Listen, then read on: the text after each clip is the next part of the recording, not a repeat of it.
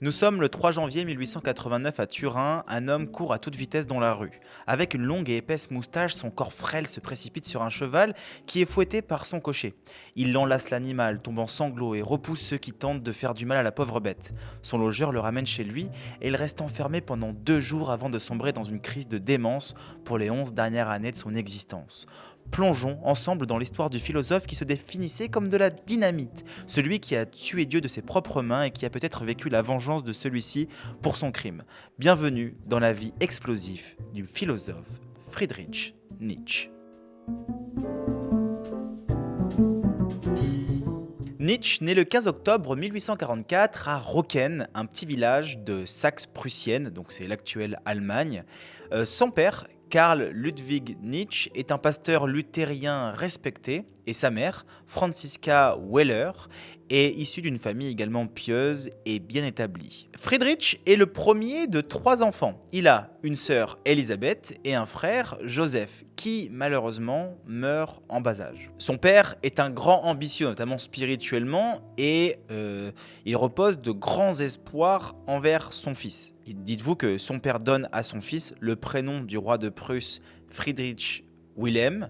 C'est pour vous dire, en gros, ce qu'il attendait de son fils, quoi. L'enfance de Nietzsche est marquée par la mort prématurée de son père en 1849, des suites d'une maladie neurologique, un ramollissement cérébral dû au fait qu'il a été extrêmement impacté par la Révolution en 1848. Quelques mois plus tard, le petit frère de Nietzsche meurt à son tour. Ces pertes ont un impact profond sur le jeune garçon qui n'a que 6 ans à l'époque. Après la mort de son père et de son frère, la famille déménage à Nambourg, où Nietzsche vit entouré de femmes, sa mère, sa sœur, sa grand-mère maternelle et 2 tantes célibataires. Ce foyer, exclusivement féminin, laisse une empreinte durable sur le petit Nietzsche, car oui, toutes ces femmes posent elles aussi un espoir immense sur lui. Sa mère le voit comme le futur grand érudit de Dieu. Elle n'avait pas forcément vu juste. Que se passe-t-il ? Eh bien, le petit commence à prendre de l'importance. Et du coup, qu'est-ce qu'il décide de faire ? Eh bien, il décide d'écrire une autobiographie alors qu'il n'a que 12 ans et qui essaye de répondre à ces questions. Qui suis-je ? Quelle est l'histoire de ma vie ? Vieux avant l'âge, il écrit les mémoires qu'il n'a pas. En réalité, ce qui est intéressant, c'est que Nietzsche commence à se créer un autre monde, une autre vie à travers l'écriture, ce qui lui restera toute sa vie. Mais il n'y a pas que l'écriture, puisque son enfance, elle est aussi bercée par sa deuxième grande passion, qui est la musique. Il apprend le piano, compose, bref, le sang de la musique traverse ses veines. À tel point qu'il écrira plus tard « La vie sans musique est tout simplement une erreur, une fatigue, un exil ». Excellent dans ses études, Nietzsche reçoit une éducation classique rigoureuse au célèbre internat de Pforta qu'il intègre en 1858. Cette période, elle est cruciale pour sa formation intellectuelle. Pourquoi ? Parce que l'enseignement, il est exigeant, il met l'accent sur des langues anciennes, notamment le grec et le latin, la littérature et aussi l'histoire. Nietzsche se montre particulièrement doué pour la philologie, qui est la science des langues et des textes anciens, qui deviendra plus tard le domaine de ses premières recherches universitaires. Entre-temps, phénomène important, il perd la foi et il avoue à sa mère, avec qui il a de fortes oppositions sur le domaine religieux. Le fils du pasteur qui devient athée, ça la fout mal, on va pas se mentir. Mais ça n'empêche pas de l'emmener prendre des photos, surtout le jour de la confirmation de ses examens. Il est fier, il pose comme Napoléon, une main dans la poche, la classe. En 1864, Nietzsche poursuit ses études à l'université de Bonn et plus tard à l'université de Leipzig, où il continue à exceller dans la philologie classique. En 1865, Nietzsche visita une librairie d'occasion à Leipzig, cherchant à dépenser l'argent qu'il a reçu pour son anniversaire. Il est tombé par hasard sur une copie du principal ouvrage de Schopenhauer, Le monde comme volonté et comme représentation. Intrigué principalement à cause de la réputation de l'œuvre comme étant pessimiste, un contraste marqué par le climat intellectuel de l'époque qui était dominé par l'optimisme et le rationalisme hérité de l'illuminisme et de Hegel. Nietzsche achète le livre. Très bien. Et bien la lecture de Schopenhauer, c'est une révélation pour Nietzsche. Il a décrit plus tard cette expérience comme une sorte de réveil intellectuel et émotionnel. Nietzsche a trouvé dans Schopenhauer un philosophe qui non seulement posait des questions profondes sur la souffrance, la volonté et l'illusion, mais qui offrait aussi une critique profonde de la philosophie antérieure et des valeurs culturelles de l'époque. Il a été particulièrement touché par l'idée de Schopenhauer que la vie, au fond, est dirigée par une volonté aveugle et irrationnelle, une perspective qui allait influencer profondément la propre philosophie de Nietzsche, notamment à travers son concept de la volonté de puissance. Renaissance. Nietzsche finira par critiquer Schopenhauer à cause de son pessimisme qui, évidemment, ne partage pas. C'est à l'université de Bonn que Nietzsche rencontre Friedrich Wilhelm Reich, qui fut un enseignant clé et un mentor pour Nietzsche, en tout cas durant ses années universitaires. L'admiration et le respect de Nietzsche pour Reich était tel qu'il a suivi son mentor à l'université de Leipzig en 1865 lorsque Reich a déménagé après un conflit académique à Bonn. Sous la tutelle de Reich, Nietzsche a rapidement prospéré en tant que philologue. Bah oui, parce que Reich, il a reconnu le talent exceptionnel de Nietzsche et l'a soutenu de diverses manières, y compris en le recommandant pour des bourses et en le présentant dans des cercles académiques influents. En 1867, Nietzsche effectue un service militaire obligatoire durant lequel il subit une chute de cheval qui lui cause de graves blessures, incluant une blessure à la poitrine et un bras cassé.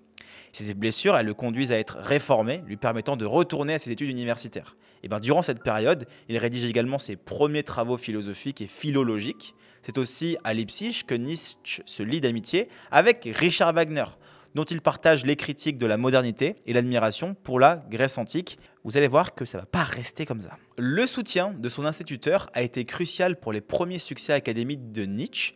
Pourquoi? D'ailleurs, y compris ses premières publications et ses premiers travaux de recherche, parce qu'il est nommé professeur de philologie à Bâle, en Suisse, alors qu'il n'a que 25 ans, et surtout qu'il n'a toujours pas passé son doctorat. Et est déjà professeur, c'est du jamais vu, on n'a jamais vu ça auparavant.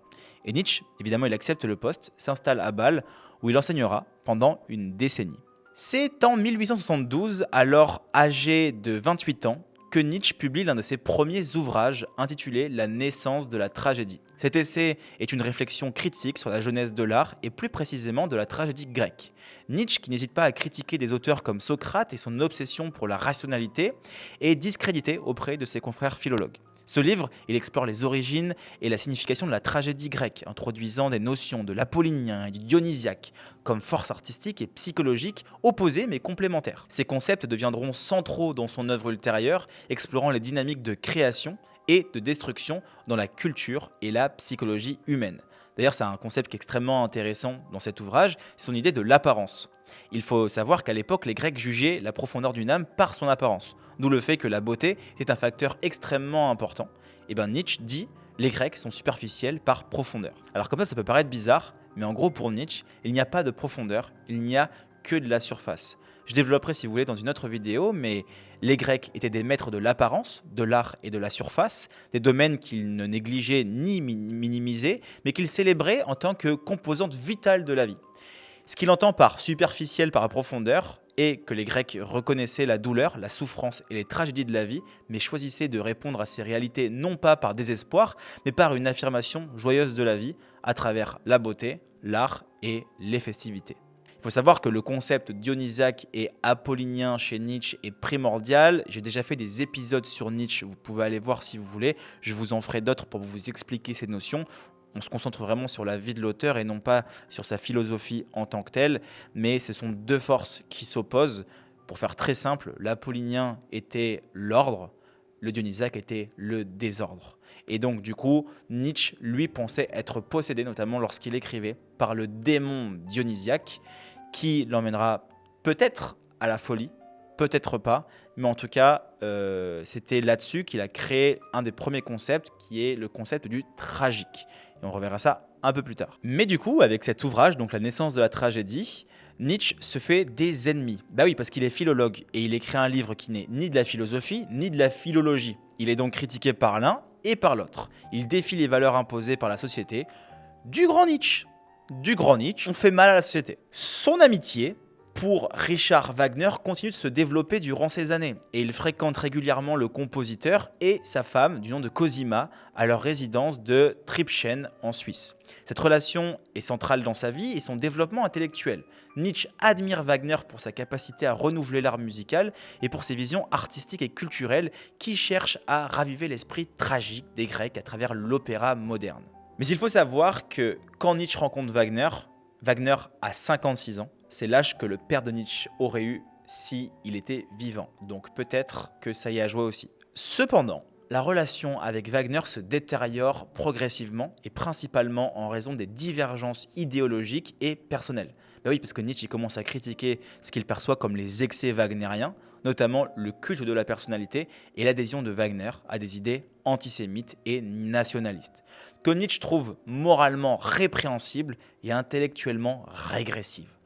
Pour plus d'informations sur cette liaison complexe, je vous invite à lire Nietzsche contre Wagner, qui est un rassemblement de textes de Nietzsche, où vous avez vraiment beaucoup d'informations à l'intérieur. Il faudrait un épisode complet pour parler de leur relation à tous les deux, sachant que je ne pourrais pas tout aborder, parce que ce sont des vidéos qui sont, que je vais chercher de la profondeur, mais sont quand même assez superficielles. Vous vous doutez bien, dans une vie comme Nietzsche, il a vécu énormément de choses. Donc pareil, je vous mettrai des sources en description. Vous pouvez aller vous renseigner à l'intérieur, lire des biographies. Encore une fois, développer votre esprit critique. Allez-y, vous, faire vos propres recherches et aller chercher en profondeur si ça vous intéresse et que vous voulez en savoir plus. Je vous donne des infos juste en dessous. C'est durant sa période à Bâle que Nietzsche est également confronté à des problèmes de santé de plus en plus graves qui affectent son travail et sa vie quotidienne, qui le suivra d'ailleurs toute sa vie. Ses souffrances physiques, notamment des maux de tête sévères et des troubles de la vue, s'aggravent, influençant sa pensée philosophique sur la souffrance, la volonté de puissance et le dépassement de soi. Ces afflictions l'amènent à prendre des congés prolongés de son poste à l'université de Bâle. Pendant cette période, il voyage fréquemment dans des lieux ayant des climats plutôt doux, comme Silmaria en Suisse, où il trouve un environnement propice à la réflexion et à l'écriture. Ces séjours sont cruciaux pour son développement philosophique, car c'est durant ces moments de solitude qu'il formule certaines de ses idées les plus profondes. Nietzsche a été malade toute sa vie, il en a énormément souffert, ça a été extrêmement difficile pour lui, ce qui fait que il va falloir qu'il arrive à se sortir de ses souffrances. Donc sa philosophie, il l'a complètement incarnée. Alors on dit souvent que Nietzsche, sa philosophie, elle n'est pas vraiment solide parce qu'il est devenu fou, il racontait n'importe quoi. Mais en réalité, pas du tout, parce qu'il est devenu fou à la fin de sa vie, mais tout ce qu'il a écrit auparavant était complètement lucide. Ce qu'il a écrit après, on est d'accord que c'est de la complète folie, mais il faut savoir qu'il y a un facteur héréditaire avec son père qui avait aussi mal fini, qui a eu des problèmes psychologiques. Donc, c'est pas sa philosophie qui l'a rendu fou, on ne sait pas exactement ce que c'est. Certains disent que c'est la syphilis, mais il s'avère que ce n'est pas forcément vrai et que par rapport aux recherches qui ont été faites, c'est plutôt démenti. Bon, dans tous les cas, ce qui est sûr, c'est qu'il a mal fini, évidemment, mais que ce qu'il a écrit, c'est pas parce qu'il a mal fini, pardon, que ce qu'il a écrit n'est pas juste pour autant. Ça serait un sophisme de discréditer les propos de quelqu'un parce que sa vie s'est mal terminée. Ça n'a pas de sens. C'est comme si demain vous mourrez d'un accident de voiture et que je vous dis que du coup, toute votre vie, vous ne savez pas conduire. Bon, ça ne fonctionne pas, et bien là, c'est la même chose. Nietzsche ne fait pas de distinction entre le corps et l'âme. C'est ce qui se rapproche de Spinoza d'ailleurs, qu'il affirme être son prédécesseur. Sa philosophie est une philosophie du corps qu'il a pu expérimenter en profondeur à travers ses propres douleurs, mettant en valeur l'idée de la grande santé. Il est intéressant de noter que pour Nietzsche, la douleur attire toute notre attention sur elle. Tout est focalisé sur cette souffrance, rendant difficile de penser à autre chose. Donc pour Nietzsche, la pensée est un espace de repos. Sa maladie, elle devient un nouveau mode de connaissance, une expérience qui influencera profondément toute sa philosophie. Nietzsche n'y croit pas en l'existence d'un moi prédéfini ou d'une unité ultime qu'on devrait exprimer. Au contraire, il considère que le moi, ou notre ego, se démultiplie en autant de masques qu'il y a de force dans la vie. Sa philosophie du corps l'invite à accueillir toutes les pensées qui lui viennent, les plus inaudibles comme les plus profondes. Il observe les dualités qui composent notre être et toutes ces forces qui s'affrontent constamment. En scrutant ce qui est caché au plus profond de notre être, Nietzsche devient l'un des précurseurs à avoir parlé de l'inconscient. Mais moi, je reste convaincu qu'il a puisé cette pensée et ses idées dans les écrits de Dostoïevski, qui, à mon avis, est le premier à avoir mis en lumière l'inconscient. D'ailleurs, il faut savoir que Freud, qui fut le premier non pas à découvrir l'inconscient, mais à le théoriser, il refusait de lire Nietzsche, car il ne voulait pas découvrir des choses qu'il souhaitait découvrir par lui-même. En gros, Freud savait que Nietzsche avait probablement découvert avant lui ce qu'il allait découvrir. Toutefois, la théorie de l'inconscient de Freud est bien moins stimulante que celle de Nietzsche. Bah oui, parce qu'en théorisant l'inconscient, qu'est-ce que fait Freud? Il le limite en le rendant monocausal, en simplifiant cet aspect de nous en quelque chose de bien plus simpliste qu'il n'y paraît. Nietzsche, en revanche, il parvient à parler de ce monde complexe et subtil avec beaucoup plus de finesse et de profondeur, en illustrant tous ces aspects sans chercher à les réduire à quelque chose. Et ça, c'est extrêmement important de savoir que l'inconscient, donc qui aujourd'hui prône dans la psychanalyse et qu'on entend énormément, puise notamment sa source aussi dans la Grèce antique. Il parlait déjà de différentes dimensions de l'âme, et je parle notamment de Platon, Diogène Laërce que Nietzsche aussi adorait. Ce que je veux vous dire, c'est que le concept de l'inconscient est beaucoup plus complexe que des choses qui se réfugient dans ça, qui se réfugient dans notre monde intérieur et qui tendent à exprimer notre comportement. En réalité, c'est beaucoup plus complexe que ça. C'est pour ça que lorsqu'on va lire du Dostoïevski, lorsqu'on va lire du Nietzsche, on va se rendre compte que l'inconscient, ce n'est pas uniquement une zone qui stocke des informations passées, mais que c'est des dualités, des forces qui s'affrontent à l'intérieur de nous, qui font que ce sont des composantes qui sont extrêmement complexes à comprendre et qu'on ne peut pas limiter à l'inconscient, point, subconscient, point. C'est beaucoup plus compliqué que ça et ne limitons pas la psyché humaine à quelque chose qu'on essaie de théoriser et par le même fait de le théoriser, malheureusement le limiter aussi. Nietzsche est à Bâle et la présence de sa sœur Elisabeth l'étouffe. Il décide de quitter la Suisse avec son ami Paul Ré en direction de l'Italie. Là, on peut se dire que ça va être la fête. Bah oui, parce que dans un sens, il va créer un groupe intellectuel qu'il a toujours désiré, et ils vont lire les plus grands moralistes ensemble. Alors quand je parle de moralistes, je parle de La Rochefoucauld, de La Bruyère, de La Fontaine. Et ça influencera énormément ses dires lorsqu'il affirmera que les hommes se pressent vers la lumière, non pas pour mieux voir, mais pour mieux briller. Celui devant qui on brille, on le prend volontiers pour lumière. En 1982, Nietzsche, Paul Ré et Lou Andrea Salomé, une jeune intellectuelle russo-allemande dont Nietzsche était profondément amoureux, envisagent de former une communauté de vie intellectuelle. Donc ils passent l'été ensemble à Tattenbourg, en Thuringe, où ils discutèrent de leurs idées et projetèrent de vivre ensemble en Italie pour se consacrer à leurs travaux philosophiques. Cette période elle est cruciale car elle révèle des complexités des relations personnelles de Nietzsche et leur impact sur son parcours intellectuel. Bon, et là, eux, ils vont créer une relation triangulaire entre Nietzsche, Ré et Salomé. Et cette relation, elle se complique rapidement, notamment à cause de sentiments qui ne sont pas partagés de Nietzsche envers Salomé, et des plans de cette dernière qui ne voyaient Nietzsche que comme un mentor ou un ami plutôt que comme un partenaire romantique. Ces tensions émotionnelles, elles culminent lorsque Salomé rejette la proposition de mariage de Nietzsche, favorisant une relation plutôt platonique, collaborative avec lui et avec Ré. Sachant qu'il faut savoir que Nietzsche a demandé en mariage Salomé par le biais de Paul Ré. Et Ré a trahi Nietzsche, puisque au lieu de demander à Salomé que Nietzsche allait le demander en mariage, et ben en fait, Paul Ré a demandé, lui, Salomé, en mariage. Sympa les potes. C'est là qu'il écrit une grande partie de Ainsi parlait Zarathustra, qu'il dédicacera d'ailleurs à Salomé, et d'autres textes cruciaux comme Aurore et Humain, trop humain. L'expérience italienne permet à Nietzsche de se consacrer entièrement à la philosophie, loin des drames personnels et des contraintes académiques de Bâle. Ah là, je vais faire un petit retour sur ses livres principaux qu'il a écrits pour que vous puissiez un petit peu voir où est-ce qu'il en est. Ainsi parlait Zarathustra, il a été écrit entre 1883 et 1885. C'est probablement son œuvre la plus célèbre, qui est écrite en 4 parties. Ce livre, c'est un chef-d'œuvre de la littérature philosophique.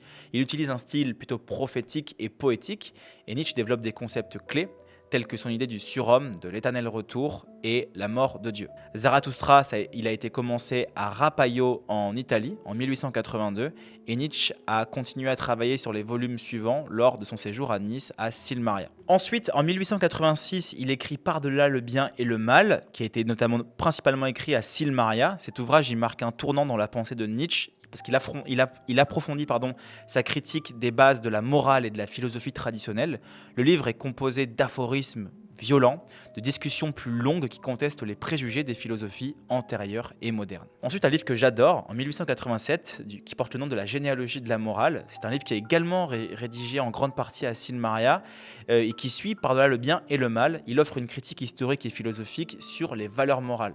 À travers une généalogie, Nietzsche examine l'origine et l'évolution des valeurs morales européennes, mettant en lumière les forces de pouvoir et les dominations sous-jacentes. Et ensuite, une nouvelle édition, notamment en 1887, du Gai Savoir, même que la première édition a été publiée en 1882, Nietzsche a ajouté un 5e livre ainsi qu'un avant-propos pour la nouvelle édition en 87. Les ajouts, rédigés principalement à Nice, contiennent certaines de ses idées les plus mémorables, notamment le célèbre aphorisme annonçant la mort de Dieu, qu'on peut aussi retrouver dans le Zarathustra. Nietzsche n'est pas un penseur optimiste ni un penseur pessimiste, il est le premier penseur tragique. C'est une philosophie que je partage moi avec lui et je vous en parlerai dans une autre vidéo parce que c'est pas trop le sujet, mais il y a énormément de choses à dire, c'est tout le sujet notamment de mon prochain livre. Après avoir établi sa résidence en Italie et commencé à y rédiger certains de ses œuvres les plus influentes, Nietzsche poursuit une période de nomadisme en Europe, cherchant des climats qui sont favorables pour sa santé et des environnements propices à sa création intellectuelle.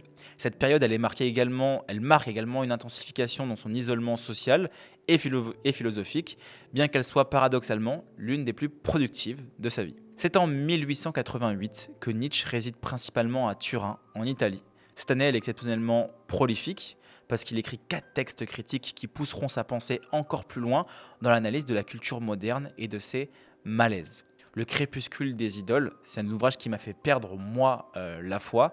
Il est notamment incisif parce que Nietzsche attaque les idoles de la culture occidentale qu'il considère usées et fausses.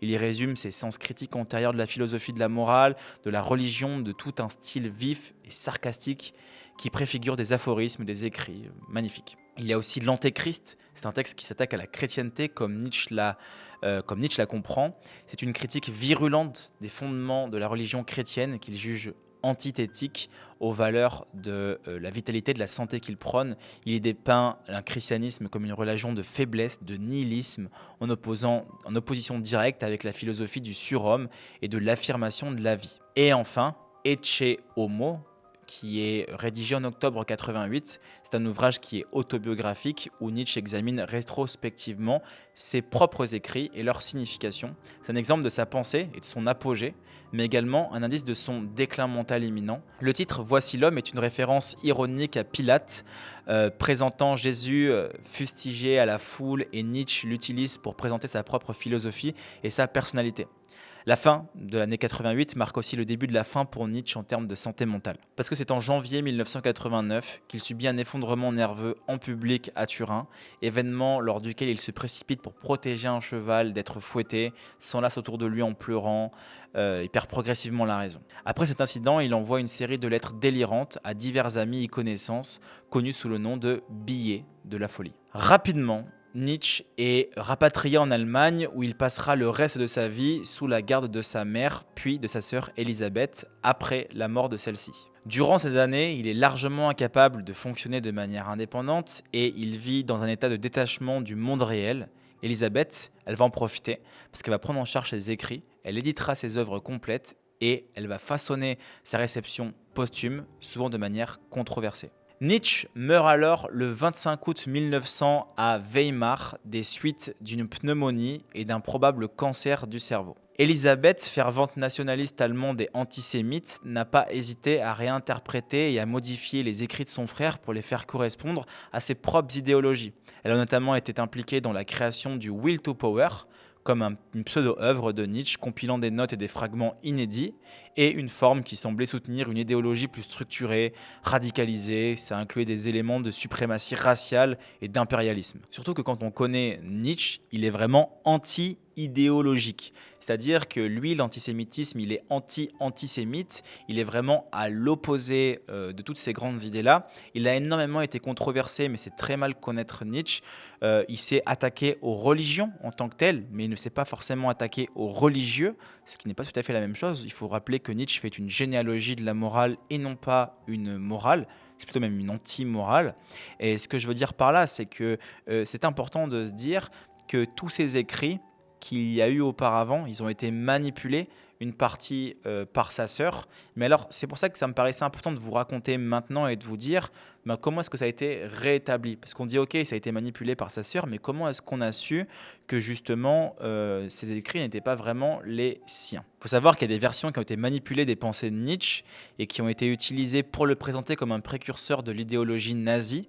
Une interprétation qui a été largement, évidemment, diffusée dans les années 30 et 40 en Allemagne. Adolf Hitler et d'autres hauts dirigeants nazis ont utilisé certaines idées de Nietzsche, ou plutôt la version corrompue de ces idées présentées par sa sœur, pour justifier leur politique raciste et expansionniste. Sachant qu'il y a un truc qui est intéressant, c'est qu'il y a une photo de Hitler avec le portrait de Nietzsche, donc ça n'a pas aidé.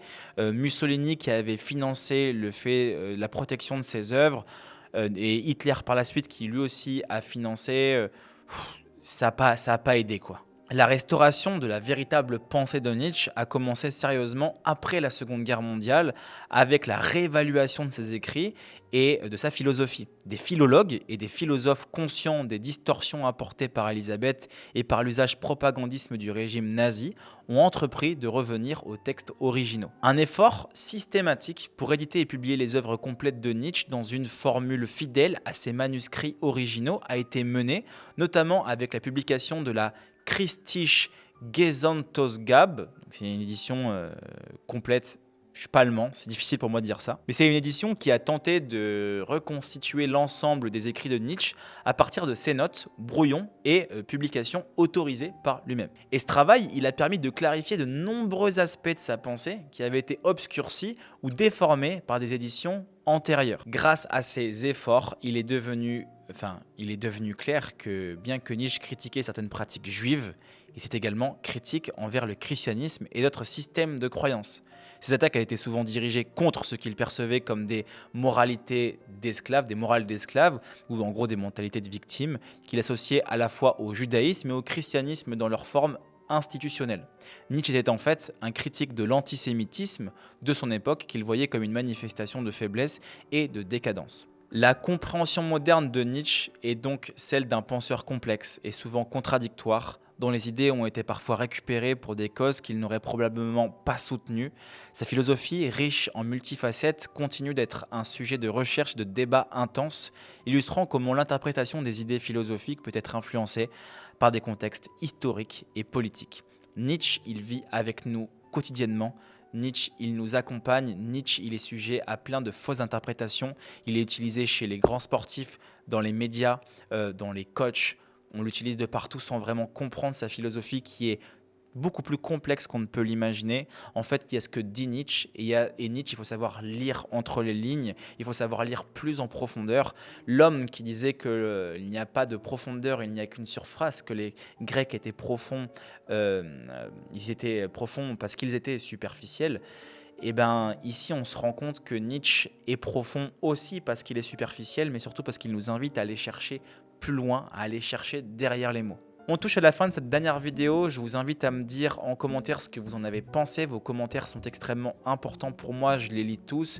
Je vous invite aussi à vous abonner à cette chaîne. Si elle vous plaît, je vais vous réaliser d'autres vidéos. Et si vous voulez aussi rejoindre ma newsletter qui est 100% gratuite, je vous mets le lien en description. Je vous donne des conseils de lecture à l'intérieur, je vous donne plein d'informations littéraires. C'est gratuit, ça coûte rien et en plus de ça, on passe un excellent moment ensemble où on peut échanger. Donc c'est avec grand plaisir. Je vous remercie encore de votre fidélité, je vous remercie du temps que vous passez sur mes vidéos et je vous invite aussi, si vraiment elle vous a plu, à partager cette vidéo à votre communauté, à vos proches et voilà.